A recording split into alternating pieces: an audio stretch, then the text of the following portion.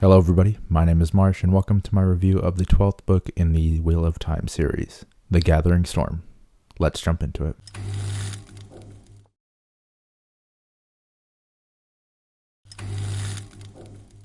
So, Book 12 of the Wheel of Time series, Gathering Storm. This is going to be a spoiler-filled review, so if you haven't read the book yet, feel free to click off this video and come back once you do. Other than that, though, if you could leave a like and subscribe, that'd be greatly appreciated, but let's go ahead and get started.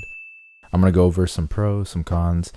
For these books, I mostly like to go through each character and kind of what their story arc is and just talk about what I liked, what I didn't like, and take it from there. To start off, let's go ahead and cover like some smaller characters, such as Faile. Faile, in terms of her storyline, basically her main thing she did was kill Masima without telling Perrin, which obviously isn't good in a relationship. You should probably tell your significant other that you killed a person that he's been like working with for the last few months, but that's fine, I guess. She does her own thing and she keeps those secrets, and Perrin still trusts her. So yeah, that's a thing. I like them as a couple though now, but like, come on, like secrets aren't good. After Faile though, since we're already talking about that, let's go ahead and jump into Perrin. I think Perrin's plot for this book, I guess you can consider it negative. Not much really happens that I can remember exactly. He basically just is dealing with the aftermath of defeating the Shido, and everyone's questioning him. And he's just working on a cart. And they basically go and camp out under like the big statue with like the sword and everything, and he's just dealing with the aftermath and how everyone's handling it and trying to figure out what he wants to do going forward. There's not much that really happens with him that I can remember, so I apologize if I'm forgetting. But not much that happens, so I guess it's a negative because nothing happens, but it is what it is. I believe the next book's mostly about Perrin, or I assume, since the cover is literally him holding a giant flaming hammer. So it's probably about him, but don't spoil it for me. On to the next one, though. In terms of enjoyability, would be Mat's storyline. He, once again, didn't really do much. It wasn't really his book. This book was really Egwene and Rand's books, to be honest. Mat's story, there was a few interesting bits. So like the town they visited was a really cool concept. It was like a cool one-off type of thing.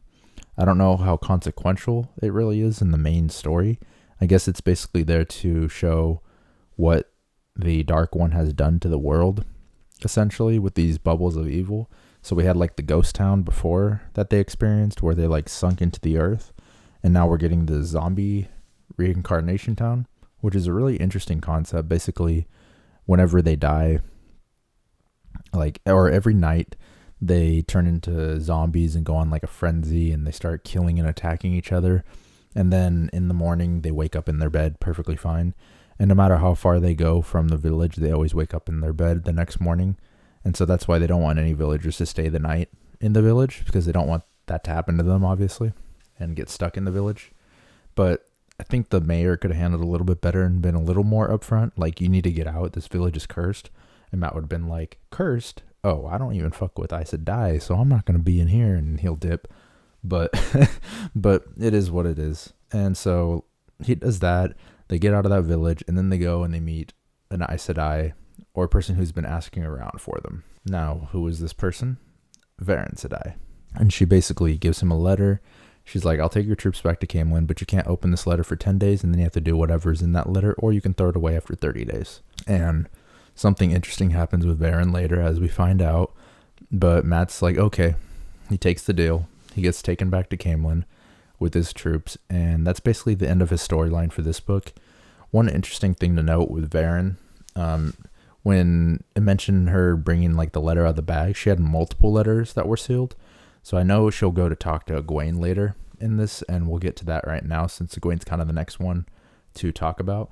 And essentially, I'm wondering like who else she's handing out these letters to in these last moments, and what kind of plan is she putting out. Like, I don't think she's done with just what she did with Egwene. I think everyone's going to open these letters and have their tasks, and it's going to also be like a major hit towards the Black Ajah because of it. And now that we're talking about it, though, let's get to Egwene's storyline. This is definitely my favorite storyline Egwene's had yet. I've never really liked Egwene throughout any of the books. She was okay in the beginning. Became like annoying later in the middle books and didn't really like her, but last book and this book I've gained like a respect for her, kind of like the Aes Sedai. If you think about it, I'm gaining a respect to where I'm like, oh, okay, I can see who she is, what she's doing, and like I'm enjoying her more as a character now. And so this is basically her book essentially mixed with Rand's book, and she basically goes through, she has the crazy altercation with Lyda where she's like, yo, I'm not gonna let you talk to me like that in front of everyone. Basically, she stands up to Lyda, makes her look dumb, and then Lyda goes crazy and starts like beating her, and it was intense. And I think it just showed like Lyda's incompetence and Egwene's like political mastery, I guess, in terms of that. And it was cool, really cool to see when it came to that. After all that, though, she gets put in a prison cell and basically has to live out the rest of her sentence. And she's worried about like, how am I going to convince people to do what I want stuck in this prison cell? And after a long time, she eventually gets taken out. And when she's taken out, she finds out from the other Reds that Sylviana actually went and pleaded to Elaida and basically said, what you're doing is wrong, and Egwene should be released immediately. And she stood up for Egwene, which was surprising as a Red, especially standing up to Elaida. And so they put Elaida puts Sylviana. She's going to be on trial, but they basically put her in prison. And then after all that, Egwene goes to her room, and sitting in her room is Varen Sedai. And she's like confused. And then Varen says, oh, you're wearing a green dress. And her dress is white. Boom. Varen is a Black Ajah. Varen being Black Ajah, I think that's one of the first moments that happen in the series that makes me want to go back and reread the other books to see what Varen situations there were and see what she was planting and what she was doing in this, like, in the background of everything. It's very interesting, and I love what they did with Varen. But she's not just like the typical Black Ajah. She poisoned herself because apparently the Dark Oaths, there's a way to go around it. Within your last hour of death, you are not susceptible to the oaths anymore. So she can tell the truth. She can reveal all the secrets. And so basically, Varen was the ultimate double agent for the White Tower, essentially. And so she gives her a book and lays out a list of everyone who's a Black Ajah in the book and all her work and everything she's found out through these years of being a Black Ajah. Her warder, too, Tomas, was actually a dark friend as well prior to him becoming a warder. And so basically this is like recompense or him, retribution for him as well. And so basically Varen does all this on her deathbed. And then there's a beautiful scene between Egwene and Varen, and basically Egwene, like Varen's like, oh, my soul's tainted. My name will be forever tainted. Let them know I'm a good brown Ajah, though. And she says, your soul's not brown, Varen. It's a pure white. And it was really touching. And it was just a good send-off for Varen, I would say, for everything that she actually sacrificed and did. And it's also significant because it's one of the first moments that I feel like the protagonists actually have something against the Dark One and the Black Ajah. And they have finally like an upper hand or like something in their corner to attack them with. So it's like the first advantage, I would say. And obviously, I think there's more to come from what Varen did with the letters, like I mentioned with Mat, and she was handing out other letters as well. So we'll see what happens with that and how they go about like executing those letters. I don't think it's the end for Varen. I think her mission is going to keep going on. After that, though, then starts the attack of the Seanchan coming, and the Seanchan come and raid the White Tower. Everything's going to trash, and then Egwene's basically like, yo, novices, link up, make me strong, let's go kick some butt, even though she's on Fork Root, and she like gets a Terangriel or Sangreal, and I think it's Terangriel, and uses it, and it's like one of the strongest ones apparently, so it makes her like competent again, but not as strong as she would be if she wasn't on Fork Root. And she starts kicking butt. Meanwhile, all the Aes Sedai are incompetent and they haven't been working together, so their defense mechanisms and schemes are just horrible. And so she's the one like lone person holding out, kicking butt, destroying the Seanchan, defending the tower, until eventually she faints and then gets saved by Siuan Sanche and Gareth Bren. And the reason they're there is because she was in a dream before she got pulled out with the attack. And so Siuan thinks she's going to die, and so she convinced Gareth to go. And she also bonds Gareth, and they're going to get married. I think it's one of the better relationships, to be honest, outside of the fact that it's like built from this foundation of like servitude in a way, or Stockholm syndrome. Siuan, I guess, has Stockholm syndromes towards Gareth in a way. Outside of that fact, it's one of the better relationships in the fact that it was actually somewhat built up over time, if that makes sense, because the rest of them are pretty abrupt in the books. But they bond each other, save each other's lives. Gareth gets poisoned. Siuan saves his life. He saves hers as well from being killed by the assassin. And they find Egwene collapsed and like fainted, and Gawain picks her up with Gareth and Siuan, and they go off. And she's pissed. She's like, yo, I had it under control. What are you doing? And she takes control of the camp, though. And she's like, okay, I got the oath rod. I'm swearing my oaths. We're going to kick some ass and find these Black Haja. And she's like, Sheriam, you little curse word.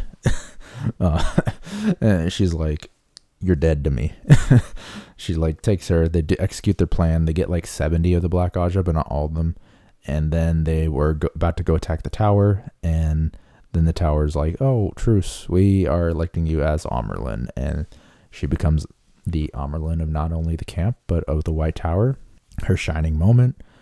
And there is a scene later, and then she brings Sylviana out from her shackles and makes her the sitter, or not the sitter, the watcher, I think it is.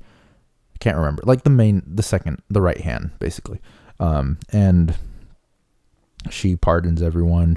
It's like super triumphant. Really good moment for Egwene. That's probably like the peak of her story. I don't know what else they're going to do with her outside of like what she is, but I feel like this is the culmination of her storyline, basically. And I felt it was very satisfying. And lastly, it ends though with her staring at Dragonmount and seeing something strange. But what is she seeing? Oh my God. We'll cut to Rand to figure that out. So going back to the beginning with Rand, this book made Rand like one of the most interesting protagonists in a series I've ever read.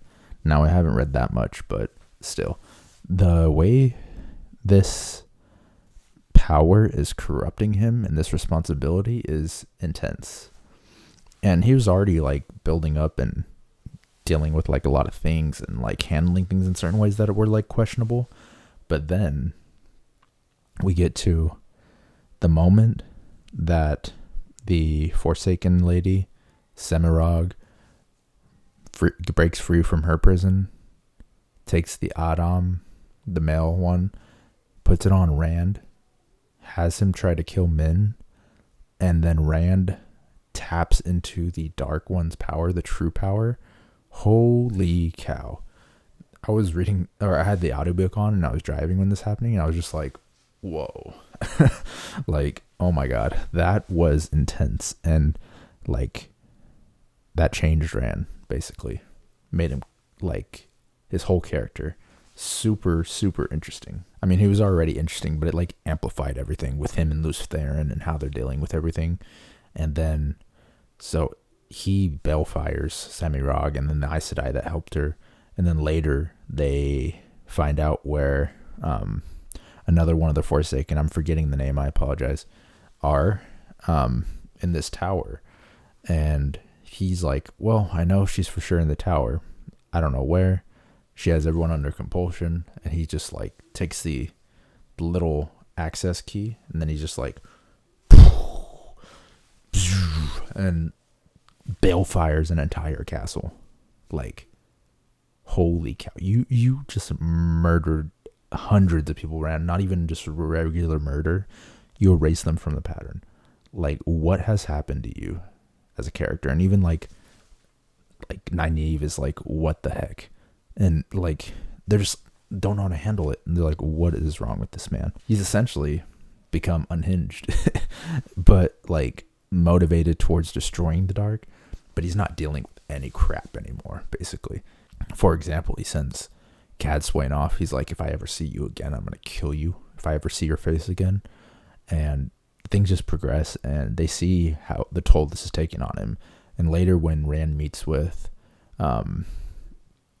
the Death Catcher guy, Huron, I believe it is, he meets with him, and they like take him back to the army, into the area where like he can't channel, and they're like, you're trying to trap me in a box. They want to put me in a box. And then Nynaeve has to talk him down from murdering all of them at once. And like poor Huron is like, what? Like, I feel like Huron seeing him is like, what has happened to this young boy? Because they were together in like book 2, just trying to get the dagger, save Mat. And then Huron's like, this boy has been corrupted. Like, it's terrifying if you think about it. Like, especially Huron's point of view. He was happy to see Rand. He was like excited. He's like, my friend. Like, he wanted to see his old friend. And Rand is just not Rand anymore. And this all culminates to where Tam meets with Rand at Tyr. And Cadsuane set Tam up to talk to Rand. And this was so like emotional and crazy. And they're just like talking and going over stuff. And Tam can see that he's changed, obviously. He keeps calling him son, but Rand doesn't want to acknowledge like that he's his father and stuff like that, because he doesn't want to have emotion anymore. He doesn't know how to handle it. And Tam accidentally mentions Cadsuane, saying, what did she do to you? And Rand almost kills Tam. And he has to like open a gateway and leave before he does it. And then he goes off on his own, and he's like looking at the city. He goes to Abu Dar, I believe, and he's ready to blow up the Seanchan and kill them. And he's trying to, and then he just feels like disgusted with himself, collapses, and he sees the pity in everyone's eyes looking at him. And he's at his like lowest point in the whole series. Meanwhile, we cut back over to Tam. He encounters Cadsuane, and he's like, what have you done to my son? And like, she holds him up like with wind, and she's like, don't talk to me that way. And he's like, I don't care about you. You're a bully. What have you done? Like, and Tam stands up for Rand. And good for you, Tam. Cadsuane is not a good person.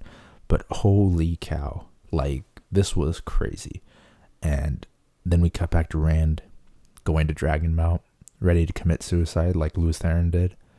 And he's about to, and he's going through this monologue, and he's saying like, what is there to live for? There's nothing good to live for anymore.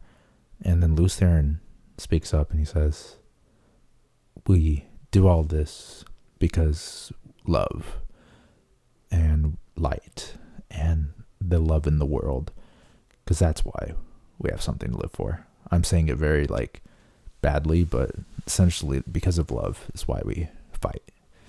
And it has like an awakening for Rand. He shoots like a giant beam of light in the sky, and even like Egwene sees the beam of light, and she's like, it's the first like symbol or the first step of the final battle. And it's like it's like a glimmer of hope for them, that first light. And Rand combines himself with Lews Therin, and they are now one. And this is the first part of the final battle, essentially.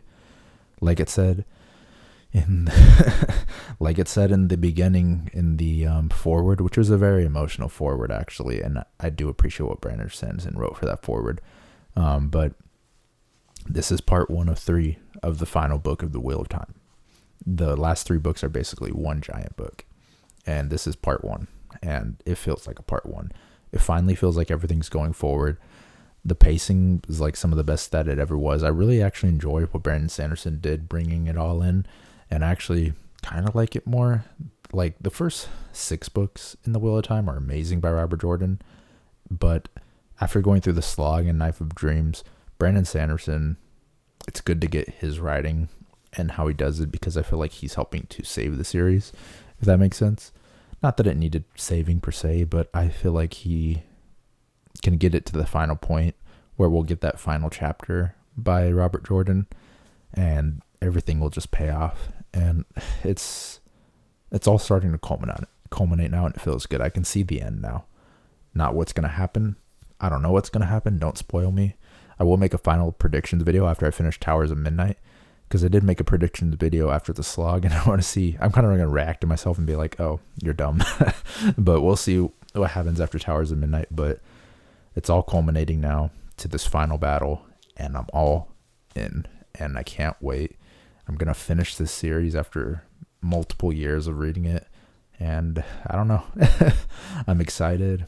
Also going to be kind of sad, and I think it's going to like leave a hole in me. Like, you know, when you finish a series and you just have like a black hole and you don't want to read anything else, I have to feel like that's going to happen. But we'll see. What did you think about Gathering Storm, though? Did you like it? Anything that I missed that you wish I would have mentioned? Or just talk to me about Wheel of Time. No spoilers for future books, please. Anything before Gathering Storm is fine. I haven't read the prequel, though, New Spring, so don't spoil that, even though I've been spoiled on a few things. But feel free to talk about it. Thank you all for watching, though. If you could leave a like and subscribe, that'd be greatly appreciated. Other than that, though, I appreciate your time, and I hope to see you guys later. Bye-bye.